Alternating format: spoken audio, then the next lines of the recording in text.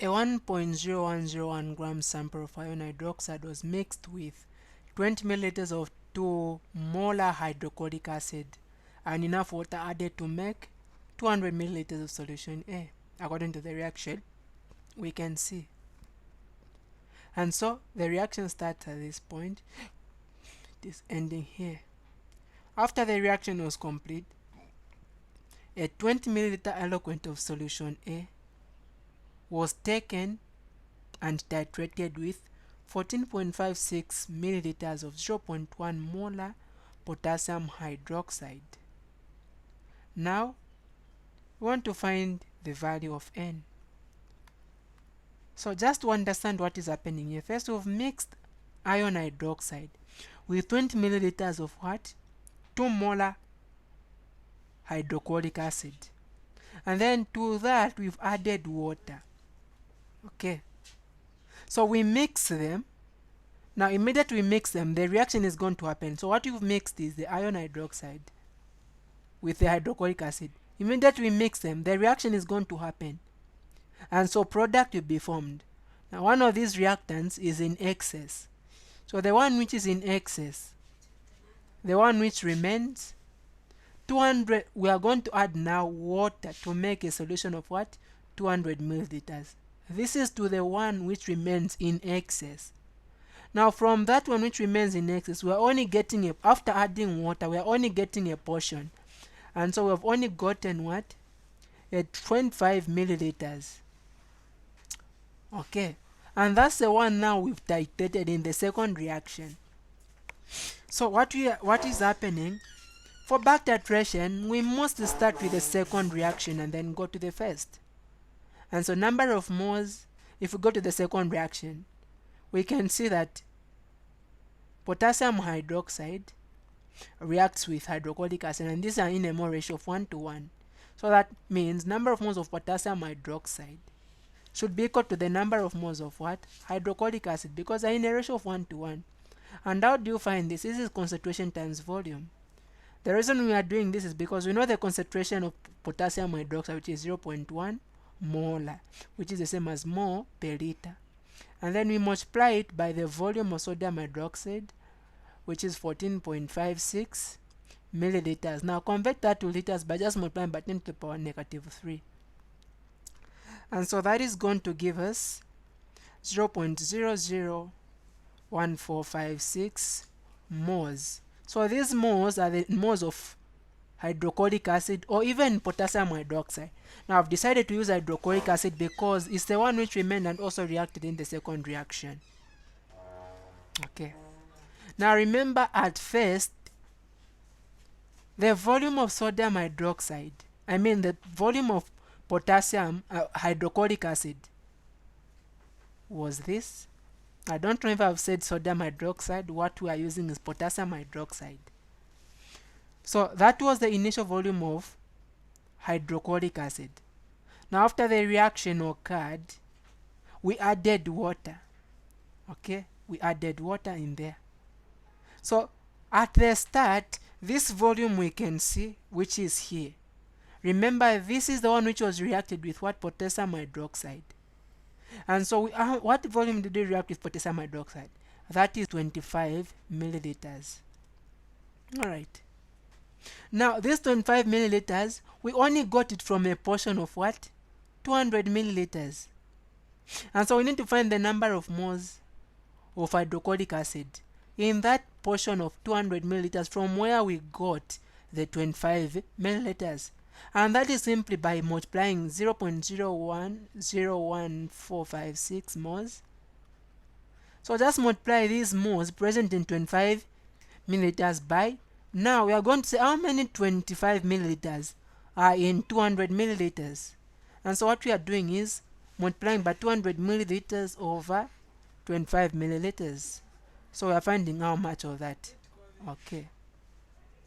So that is going to give us, now if we multiply 0.00145 times 200 over 25, now the milliliter and the milliliter is going to cancel. This is simply a ratio, and that is going to give us 0.011648 moles of what?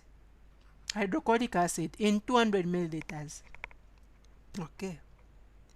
Now, having found the number of moles of sodium hydroxide, I mean hydrochloric acid, in that moles which we got from, and well, let's keep it at this point. And from what we can see from the first reaction, we are able even to determine the initial number of moles of what? The initial number of moles of hydrochloric acid. And how do we determine that? The initial number of moles of hydrochloric acid, which we added with potassium iron hydroxide. Remember, when we added iron hydroxide with hydrochloric acid, it's not everything of the hydrochloric acid which reacted, because some remained in excess.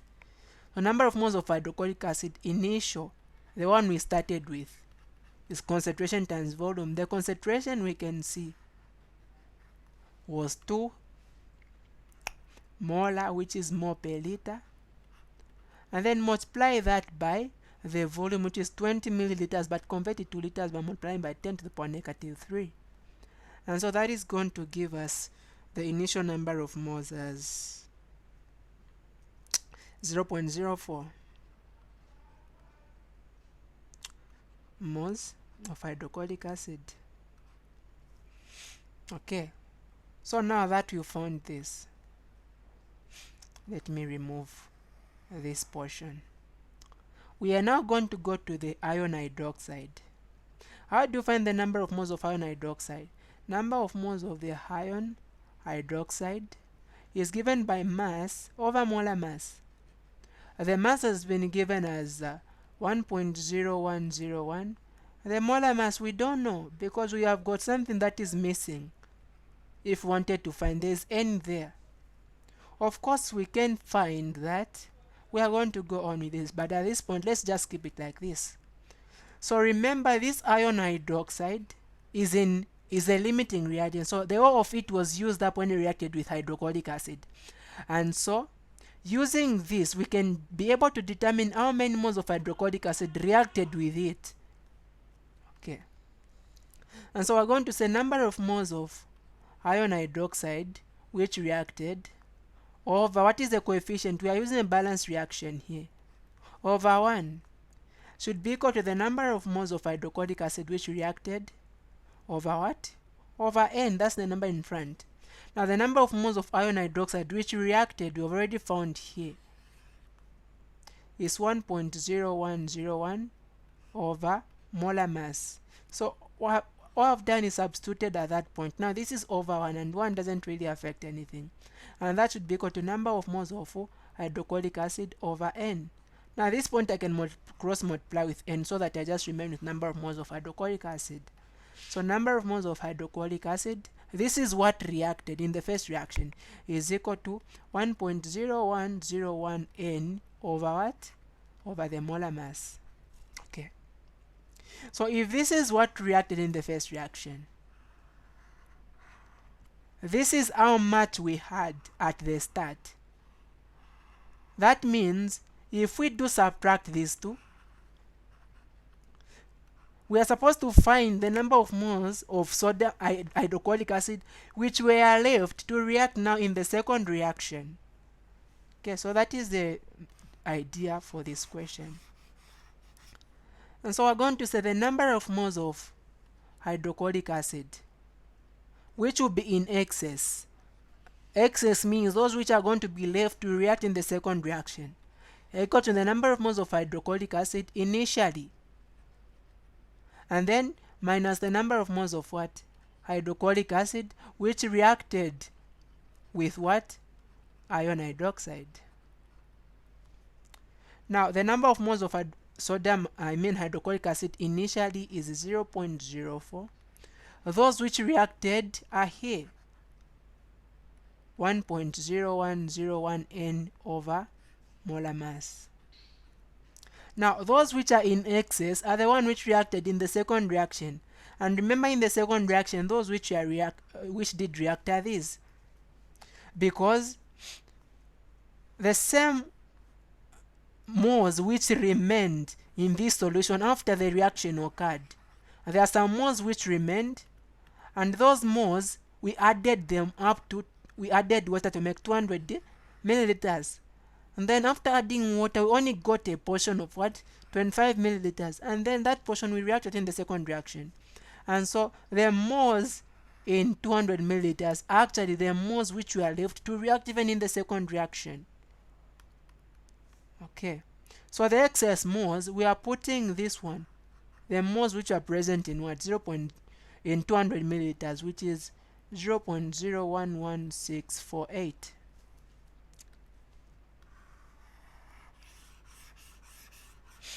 So now at this point, we can multiply everything by molar mass so that we do away with this fraction.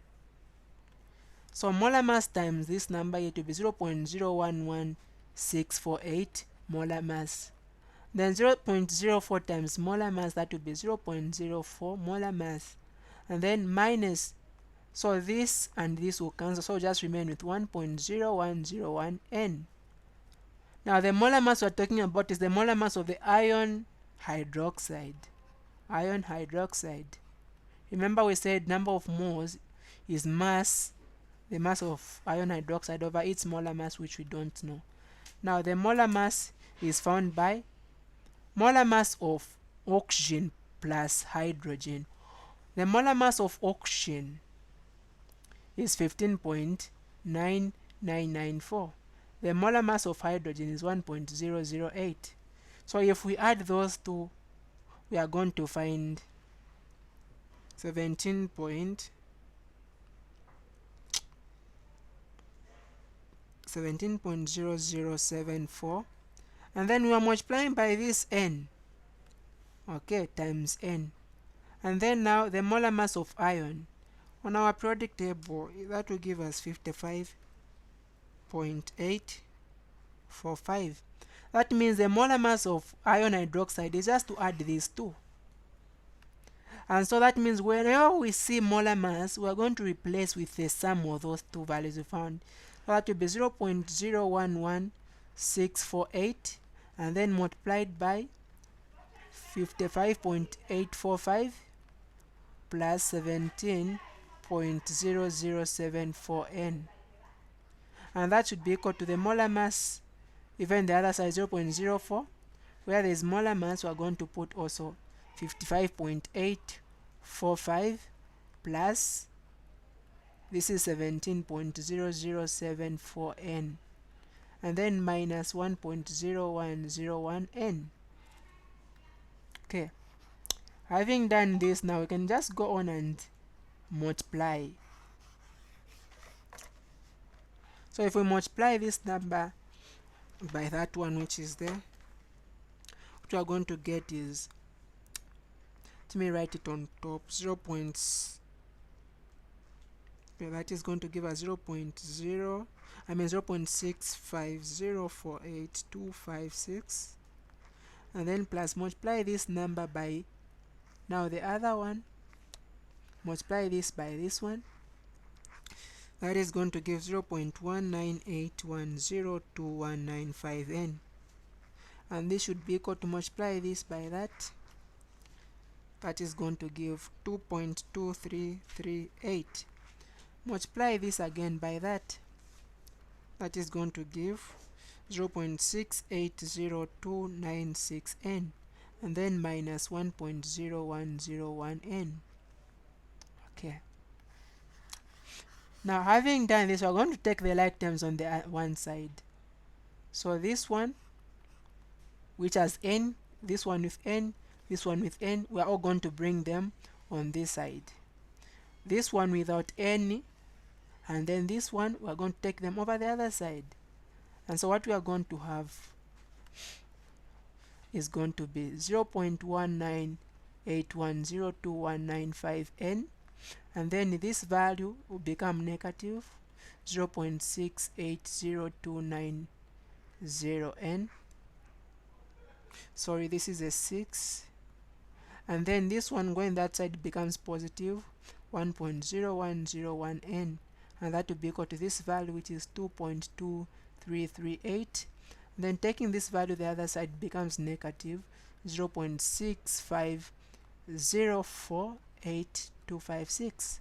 So if we add on the first part of the reaction, we are going to find 0.527906195 N, and that will be equal to the other side will be 1.58331744.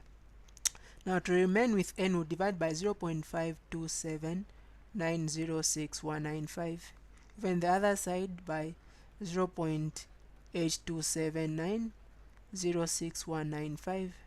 So this will give us N being equal to 2.999240121, which just approximates to 3. So that is our value of N. Alright, thank you so much. That was all about this problem.